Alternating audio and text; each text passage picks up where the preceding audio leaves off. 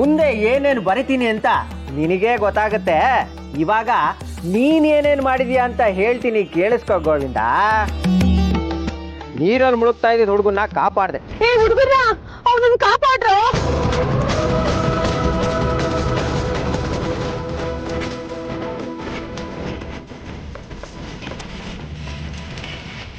ಹಾವು ಕಚ್ಚೋನ ಬದುಕಿಸ್ದೆ.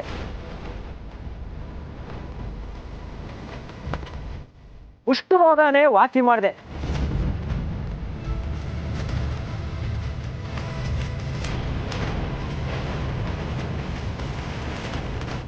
ಈ ಮಾಟ ಮಂತ್ರಗಳೆಲ್ಲ ನಿಮ್ಗೆ ರಕ್ತಗತವಾಗೇ ಬಂದಿದೆ ಅಲ್ವೇ ಗೋವಿಂದ? ಈ ತರ ಮಾಡಿನೇ ಎಲ್ಲಾರನ್ನೂ ಮರಣ ಮಾಡ್ಬಿಡ್ತೀರಾ ಅಲ್ವೇ? ಹಾಗೆಲ್ಲ ಏನೂ ಇಲ್ಲ. ವಿಧಿ ಪ್ರಕಾರ ಅವರೆಲ್ಲ ಬದುಕುಳಿಬೇಕಾಗಿತ್ತು. ನನ್ನ ಸಹಾಯ ಬರೀ ನೆಪ ಅಷ್ಟೇ. ನೆಪಾನೋ ಮಾಯದ ಕೂಪಾನೋ. ಈಗ ಒಂದು ವಿಷಯ ಹೇಳೋ ಗೋವಿಂದ. ಗುರುಗಳನ್ನ ನೋಡ್ಬೇಕಾಯ್ತು. ನೀವು ಮಠ ಬಿಟ್ರು ಮಠ ನಿಮ್ಮನ್ ಬಿಡೋದಿಲ್ಲ. ಬಂದಿರೋ ಕಾರಣ? ಗುರುಗಳು ನನಗೊಂದು ಜವಾಬ್ದಾರಿನ ವಹಿಸಿದ್ದಾರೆ. ಈ ವಿಷಯನ ಗುರುಗಳ ಹತ್ರನೇ ಮಾತಾಡಬೇಕು. ಅದನ್ನ ನನ್ನ ಹತ್ರನೇ ಹೇಳ್ಬೋದಲ್ವೇ ಗೋವಿಂದ? ಮಠದಲ್ಲಿ ನನಗೆ ದೊಡ್ಡ ಜವಾಬ್ದಾರಿ ಕೊಟ್ಟಿದ್ದಾರೆ. ನಿನ್ಗದಿನ್ನೂ ಗೊತ್ತಿಲ್ಲ ಅನ್ಸುತ್ತೆ.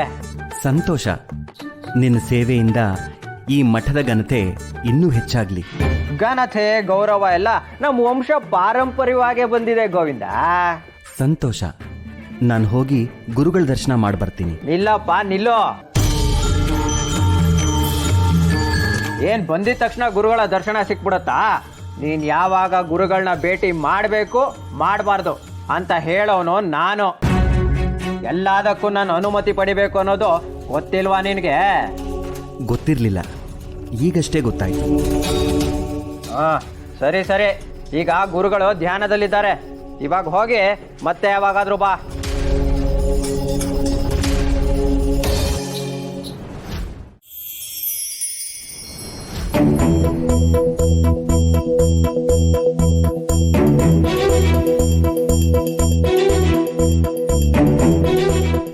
ಇಷ್ಟು ಸಲೀಸಾಗಿ ಓಡಾಡ್ತಾ ಇದ್ದೀರಲ್ಲ, ನಿಮಗೆ ಭಯಾನೇ ಆಗಲ್ವೇ?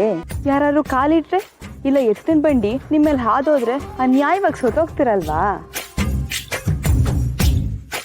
ಇದು ನಿಮ್ಮ ದಾರಿ ಅಲ್ಲ. ಬನ್ನಿ, ನಿಮ್ಗೆ ಸರಿಯಾದ ದಾರಿ ತೋರಿಸ್ಕೊತೀನಿ.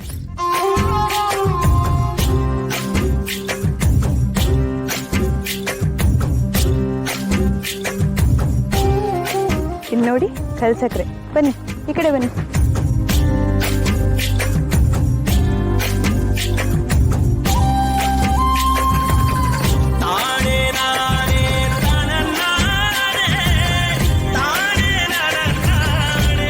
ಬನ್ನಿ.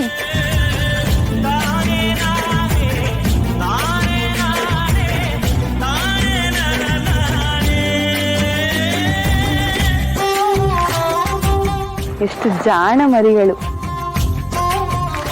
ನನ್ನ ಮಾತನ್ನ ಎಷ್ಟು ಬೇಗ ಅರ್ಥ ಮಾಡ್ಕೊಂಡ್ರಿ.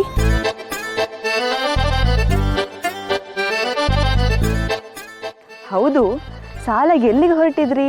ಸ್ನೇಹಿತರ ಮುಂಜಿನ, ಇಲ್ಲ ಮದುವೆನಾ, ಹಬ್ಬನಾ, ಇಲ್ಲ ದಿಬ್ಣನಾ? ನಿಮ್ ಸಡಗರ ನೋಡಿದ್ರೆ ಭಾರಿ ಭೋಜನವೇ ಇರಬೇಕು. ಅದಕ್ಕೆ ಎಲ್ಲರೂ ನಾ ಮುಂದು ತಾ ಮುಂದು ಅಂತ ಹೋಗ್ತಾ ಇದ್ದೀರಾ ಅಲ್ವಾ? ಇನ್ಮೇಲೆ ಜನಗಳು ಓಡಾಡೋ ಜಾಗದಲ್ಲಿ ಹೋಗ್ಬೇಡಿ, ಇಲ್ಲಿಗೆ ಬನ್ನಿ. ನಾನು ದಿನಾ ಕಲ್ಸಕ್ರೆ ಹೇಳ್ತೀನಿ. ಬರ್ಲಾ?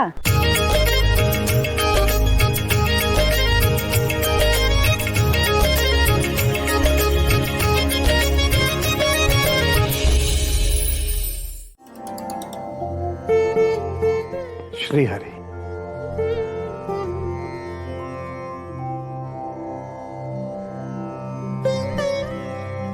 ಶ್ರೀಹರಿ, ಗುರುವರಿಯರೇ, ನಮ್ಮ ತಾತ, ನಮ್ಮ ತಂದೆಯವರಿಗೆ ಜೀವನ ಕೊಟ್ಟ ಮಠ ಇದು. ಹಿರಿಯ ಗುರುಗಳ ಕರುಣೆ, ನಿಮ್ಮ ಆಶೀರ್ವಾದ, ಮೂಲರಾಮನ ಕೃಪೆ ಇಲ್ಲದಿದ್ದರೆ ನಾನು ಈ ದಿನಗಳನ್ನು ನೋಡಕ್ಕೆ ಸಾಧ್ಯವಾಗುತ್ತಿರಲಿಲ್ಲ. ವೆಂಕಟನಾಥ, ಎಲ್ಲವೂ ಹರಿಚಿತ್ತ. ನಾವೆಲ್ಲರೂ ಅವನು ಆಡಿಸಿದಂತೆ ಆಡುವ ಪಾತ್ರಧಾರಿಗಳು. ನಿನಗೆ ನೆನಪಿದೆಯಾ, ನೀನು ಸಣ್ಣವನಾಗಿದ್ದಾಗ ಮಠಕ್ಕೆ ಬಂದಿದ್ದೆ. ಮೂಲರಾಮನ ವಿಗ್ರಹವನ್ನು ನೋಡಿ ಮೂಲರಾಮನನ್ನ ನನಗೆ ಕೊಡಿ ಅಂತ ಕೇಳಿದ್ದೆ. ಆಗ ನಾನು ಮುಂದೆ ಮೂಲರಾಮನ ವಿಗ್ರಹವನ್ನು ಪೂಜೆ ಮಾಡೋದು ನೀನೇ ಅಂತ ಹೇಳಿದ್ದೆ. ಈಗ ನೋಡು, ಆ ಮೂಲರಾಮ ನಿನ್ನನ್ನ ಇಲ್ಲಿಗೆ ಕರ್ಸ್ಕೊಂಡ್ಬಿಟ್ಟ. ಬಗೆಹರಿತು ಗುರುಗಳೇ. ವೆಂಕಟನಾಥ, ಊರಿನಲ್ಲಿ ತಾಯಿ ಗೋಪಿಕಾಂಬ, ಅಣ್ಣ ಗುರುರಾಜ ಎಲ್ಲರೂ ಕ್ಷೇಮವೇ? ತಮ್ಮ ಆಶೀರ್ವಾದ. ಎಲ್ಲರೂ ಕ್ಷೇಮವಾಗಿದ್ದಾರೆ ಗುರುಗಳೇ. ವೆಂಕಟನಾಥ, ಲಕ್ಷ್ಮೀ ನರಸಿಂಹಾಚಾರ್ಯರು ಪ್ರಕಾಂಡ ಪಂಡಿತರು. ಅವರ ಬಳಿ ನಿನ್ನ ಶಿಕ್ಷಣವಾದದ್ದು ನಿನ್ನ ಅದೃಷ್ಟವೇ ಸರಿ. ಹೌದು ವೆಂಕಟನಾಥ, ಆದರೆ ಕಲಿಕೆ ಅನ್ನೋದು ಎಂದಿಗೂ ನಿಲ್ಲಬಾರದು. ಆ ತಾಯಿ ವಾಗ್ದೇವಿಯೇ ನಿನ್ನ ನಾಲಿಗೆಯಲ್ಲಿ ಇದ್ದಾಳೆ. ನಿನ್ನ ವಿದ್ಯೆ ನಿನ್ನಲ್ಲಿಯೇ ಇರಬಾರದು, ಬೇರೆಯವರಿಗೂ ಅದು ಬೆಳಕಾಗಬೇಕು. ಹಾಗಾಗಿ ನಿನಗೆ ಇಲ್ಲಿ ಅಧ್ಯಾಪಕನ ಜವಾಬ್ದಾರಿ ಕೊಟ್ಟಿರೋದು. ಮುಂದೆ ಈ ಮಠ ನಿನ್ನಿಂದ ಬೆಳಗಬೇಕು. ನನ್ನಿಂದ ಮಠ ಬೆಳಗೋದೆ? ನನ್ನಲ್ಲಿ ಅಷ್ಟೊಂದು ಅರ್ಹತೆ ಇದೆಯಾ ಗುರುಗಳೇ? ನಿನ್ನ ಅರ್ಹತೆ ಏನು ಅನ್ನೋದು ನಿನಗೆ ನಿಧಾನವಾಗಿ ಗೋಚರ ಆಗುತ್ತೆ. ನೀವು ವಹಿಸಿರೋ ಈ ಜವಾಬ್ದಾರಿನ ನಾನು ಶಿರಸ ವಹಿಸಿ ಪಾಲಿಸ್ತೇನೆ ಗುರುಗಳೇ.